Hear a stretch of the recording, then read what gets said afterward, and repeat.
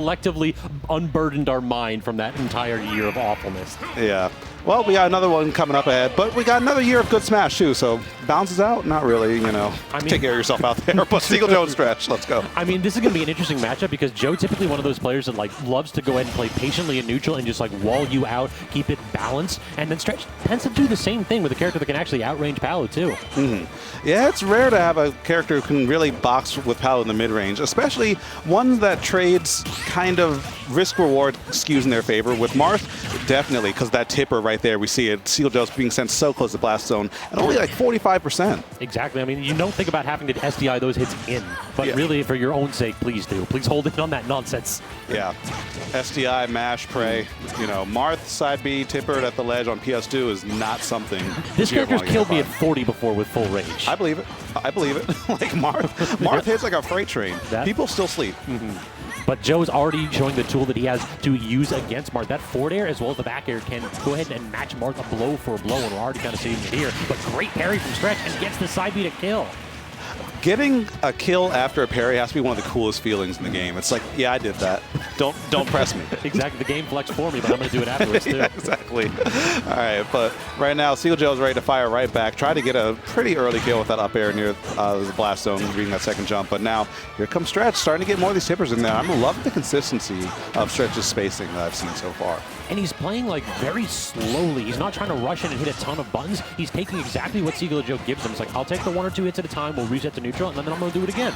Yep, as I always say, inch by inch, life's a cinch. So if you just keep on getting those little hits in there, it'll work out. When you try and force it, yard by yard, life is hard, man. Nice. Back air, he's going to go ahead and clean that one up for Seagull Joe, though. The invuln back air, definitely something that Stretch is trying to go ahead and swat at every now and then, and you can beat it on startup, but as soon as the hitbox is out, it's just like, well, you're just going to look at it. Yeah, it's one of those things we have to shoot first or don't at all. Because if you fire second, yeah, you're just going to tag it out entirely. Same with that dash tag, because Seagull Joe's using that to great avail right there. Shark underneath Marth, and that's kind of one of the weaknesses of Marth and Lucina is that they do have trouble landing on characters like Palu with large disjointed hitboxes above them. Absolutely. But now, I mean, Seagull Joe kind of chipped away at that lead and really only like 1 or 2 hits away from evening things out. But Stretch tries to get a parry, but instead is going to eat a huge down smash instead. Solid damage and a move that typically you don't mind seeing staled either. You're not going to kill with that one most of the time. Exactly. It was smart by Joe to do that because it's like every other move, you have a chance of just kind of whiffing because the analysis paralysis on free fall. But if you go for down smash, you're not missing that. That hitbox is massive. Also, got to give props to Seagull using teleport really, really well so far. He's done it a couple times where he basically like outspace Stretch. Stretch tosses out a hitbox, and it just barely misses Joe by a couple frames. It's just presence of mind knowing that you get as much as you want out of your tools. Absolutely. Love to see it. Seagull Joe going for some ledge trapping, and hits him with a little sneaky one, but when you don't follow up and your opponent's mashing, you're just going to eat a big string right after, or just a stock. Exactly. It's one of those hitboxes where it's like, if you're not hitting A immediately afterwards, it works. Too bad Seagull was mashing right there. Yeah. Yep. Seagull low-key is a masher. A little bit. When he's in your face, conditioning Seagull is one of the hardest things I've ever had to do in any Smash game ever, and that is not a joke. This dude is very unconditionable. He just doesn't. He just doesn't, yeah. Yeah, he just doesn't. If he thinks he's better than you, he just won't do something dumb. The only difference between like Seagull Joe and your average smasher is that Seagull Joe mashes safe moves. Yeah. That's all it is. He's like, I know what my get out of jail free button is. I'm going to hit it every single time so you tell me I can't. Exactly. And then he's going to do it a couple more times anyway. True. All right, but right now, Stretch is really starting to taper off a little bit here.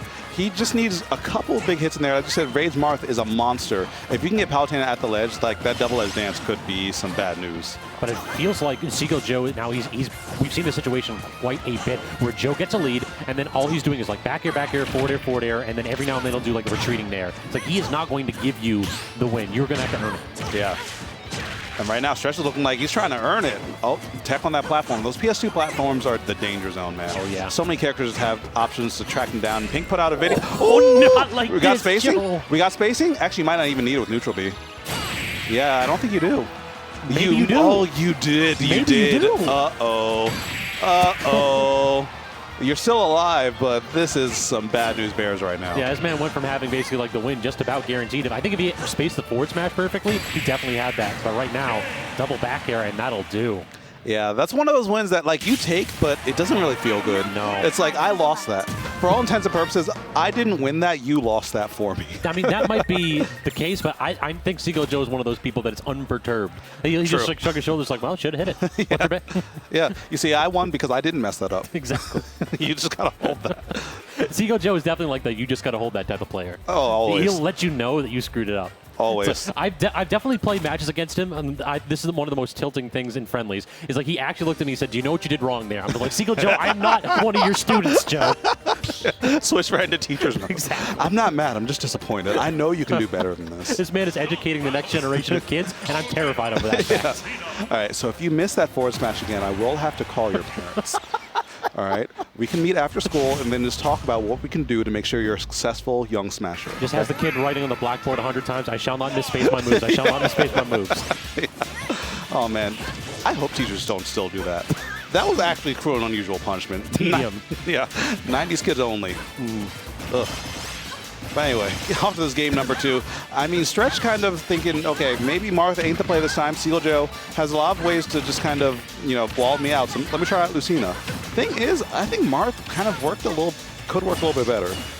I feel like Lucina's a lot more consistent, but no really, jump. oh yeah, off stage, I don't think you have a double jump right here. The explosive frame actually going to allow Stretch to recover high, though. Yeah, after that air dodge, Joe, all he had to do was just drop down in air, drop down forward air, and that would have been curtains. But Stretch getting a second lease on life on this stock.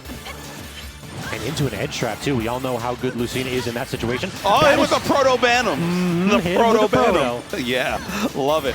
That kill confirm, I've been thinking about that for months, and I'm glad they pulled off in tournament. It's so cool. It is, and I know a different Marthinas do different kill moves at edge. I know Leon does the beat reverse ones, so he's facing away from ledge, and Proto has the inward into immediate back air. So it's kind of like cool things that you can do with that up B recovery to just ledge guard. Yeah, people say Lucina has no sauce, but I genuinely think just a lot of people aren't creative.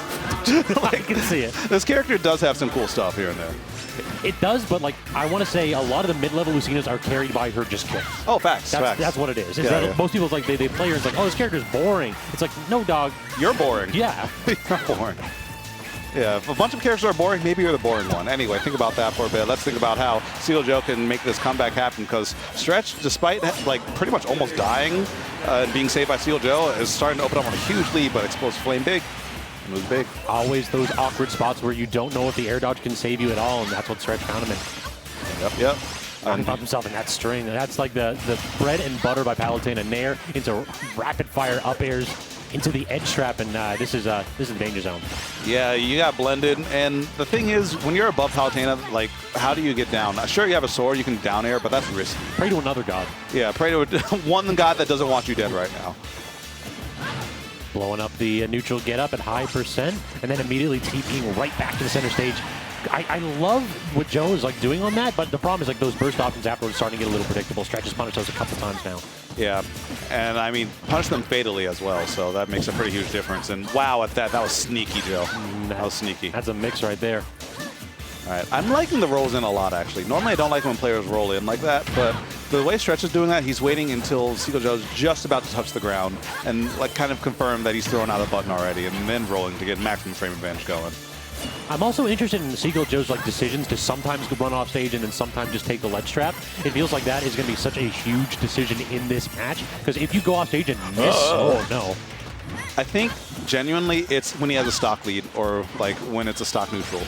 I don't think he's going to go for it right now unless it's a near guaranteed kill. Even though, honestly, sometimes I think it should, or he should, but that back air looks like a kind of shield poke right there, and Seagull Joe is going to be at a stock neutral position, and the blender, hold this quick 50. Oh, only it's one hit, like it this. died for, no, didn't die. First hit of the neutral air, very nearly spelling Seagull Joe's doom, but instead, another lease at life, and he misses with a forward air. Uh-oh. Yeah, now you're getting down thrown by Palutena. I mean, that was a free grab follow from Joe right there. The spacing by Stretch is not actually panicking when Joe's nairing directly around him, just waiting the hitbox out. I think Stretch might be looking for another shield breaker. I mean, Joe does love his shield. He's a true ball player at heart. Yeah, you can't take that away from us, okay? You can never take away our shield. Oh, big punish whiff from Seagull right there, but still, oh man, he needs a hit right now. Bad, manages to find it though. Not going for the two frame, and gets again the back air on the roll on, forcing out the air dodge. And I feel like Joe is just going to keep rinsing and repeating here. You have to show him something special, because this back air forms an impenetrable wall. Great air dodge in by Stretch though. Got full center stage for that. Oh, but the back air is not going to be enough to kill. Okay, now Lucina's ledge trapping. It's quite strong. Joe just jumping away, using his post frame, covering himself, and actually getting a little dash tag. Cheeky stuff. Stretch DIing appropriately, though. Great sliding forward tilt. Now Joe in an awkward spot going off stage, but the Nair barely missing the teleport. Great weight underneath the platform. You can react to roll, and that up tilt will take it every day. Yeah, a little bit of a shimmy right there, too. Just a couple steps, a little walk. Lucina and Marth's walk is absolutely busted. You know who else does that? Is a lot of the Wolf players do that, too. They sit underneath the platform. They just, like, pivot back and forth so they can get their spacing right, and then wait. And if you dare roll in, they just up tilt you. I'm going to get hit by it every time, too. I see you've been victimized too. Always. Yeah, I mean, we're MDVA. I mean, a lot of regions have like a ton of wolves, but like 2019, there was like 7 wolves just running things here. It was basically 7 wolves and then Seagull Joe keeping them in check. Yeah. Because he was playing Palu at the time, and then also at that, and then when we came back from quarantine, there was no Joe for a while, so it was only wolves. Like the first few locals was just like every single match on stream was either wolf or fox or Falco randomly. Yeah. Falco's cool. Falco is cool. Despite what people say, I think Falco's pretty dang cool. All right, but here we go. Getting into this game number 3 here. Winner takes it all. Seagull Joe versus Stretch on Kalos for game 3. Interesting pick, I think. So a little bit of room here for Joe to run, I think. Plus, he doesn't have to deal with those platforms as much where Lucina can shark. And if it's a final D and Marcina has trouble landing, well, just go ahead and up there them until they cry. Yeah, they just have to hold that. The thing is, like, this stage works when Seagull's in an advantage, but when in disadvantage, Kalos against Swordies, I feel like it's kind of hard because they can just, like, swing that whole platform, and if you happen to be on it, you just have to hold that. True. And then they have, like, plus frames, and they have to, like, you have to get off the platform through all that. It's really hard. So Joe might be in a position where this will happen pretty soon if Stretch can get one more edge guard happening, but Joe firing back aggressively. Wise stuff. And then dodging the up air only to get nicked by the down air. Joe, that recovery finally getting caught out by Stretch, and now Stretch in a very solid spot. He hasn't been able to hit these nairs particularly consistently, even on like the standard getup or on the ledge trap. Yeah, and those are things that you really need. Like, you can't let that go for free. And oh, that time Stretch only gets tagged because he let go of ledge right there. Hit a button trying to go ahead and jump up again. Yeah. I dash tag. Not going to kill on Kalos. This back air might, and you know Joe knows it. Yeah, that's why he's tossing out 3 or 4 in a row, eh? Yeah. It's not just for spacing. It's for killing and zoning, and it just does it all. Tell me what it doesn't do, J-Dub, please. I'm dying to know. Yeah. Your taxes, I guess. Only because gods don't have taxes. They have tithes, I guess. Yeah, exactly. People pay taxes to them. Yeah. But that religious exemption for Palu mates? I mean, she's exempt from paying. You're not. I see how it is. Yeah. But she can't play me as a dependent? You know what? I got a guy. You know, let me ask Yoshi. Yoshi knows all the loopholes here. But 2 stocks apiece. Let's see how this pans out right here. Stretch trying his best to approach and manages to get in there just enough to start a little ledge trapping. But as you said before, Scabs, the ledge traps just aren't there from Stretch. It feels like the difference maker has been Seagull Joe's use of dash attack. Like that burst option Stretch hasn't really had an answer to yet. Yeah. It's really hard to get around that unless you swing preemptively. And I mean, it's hard to react to things in this game. Like the Switch has a lot of like native input delay. Game controllers have a little bit of input delay. Like, there's a lot of weird things. Maybe it's time for us to move on from the classic game controller. But, I mean, we've been seeing these conversions for years. Why not see them for a bit longer with the game controller as well? Down air into forward smash is going to set up just so many big things from Stretch. And again, dropping a pretty big conversion at the ledge here. Yeah, he just frames away. But again, look at that. 2 times in a row now. Seagull Joe's broken out of the corner with dash attack. It just seems to be the trump card in this matchup for him. Anytime Stretch is trying to set something up, anytime he's jumping and trying to land, you know it's with the hitbox. You know Joe can beat it with dash attack. Absolutely. There's no reason to not throw it out there. And how does Stretch weave through that back air on that roll? Beautiful spacing. Yeah. Speaking of the beautiful spacing, it's going to land that forward tilt. And Stretch going for it all. Not quite going to find it, but doesn't lose anything from going up for it as well. Going for it all a couple times in a row here now, Stretch. You know, starting to go ahead and crack perhaps a little bit mentally against Seagull Joe's just like calm patience here. It feels like this is like it's neutral after neutral after neutral exchange, and then it becomes a guessing game at ledge. And so far, Joe just had 1 more right answer than Stretch. Yeah, and we're starting to see a bit more of that cracking with some of those up Bs there.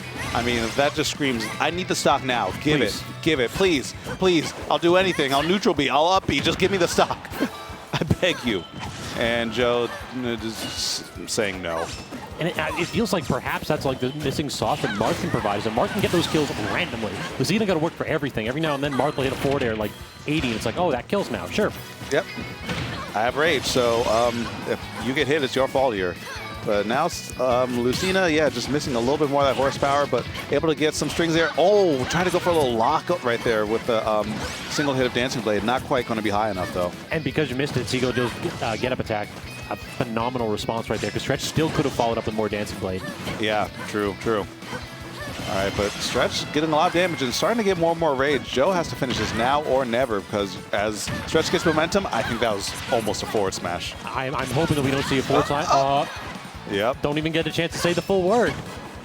Yeah, Stretch is looking for these haymakers, and Joe's starting to get hit by them. This isn't boding well. The momentum starting to switch to Joe, and yeah, misses the tech. He's going to miss that stock. Unforced error turns out to be the difference maker here in Game 3 as Seagull Joe goes down against Stretch's Lucina. Yeah, Lucy coming through to play today, channeling a bit of Proto Bandom with some of those kills, and I think some of those up smashes too. Proto did go for a lot of those up smashes, and it worked really well. I think that was a really underutilized move in Lucina's kit, but Stretch going for it, not quite having it work out that time, but managed to keep all the other stuff clean enough to take it over Joe. I'm kind of interested to see if we're going to see a little bit of a renaissance in Lucina gameplay, given the fact that Proto's gotten a lot more screen time.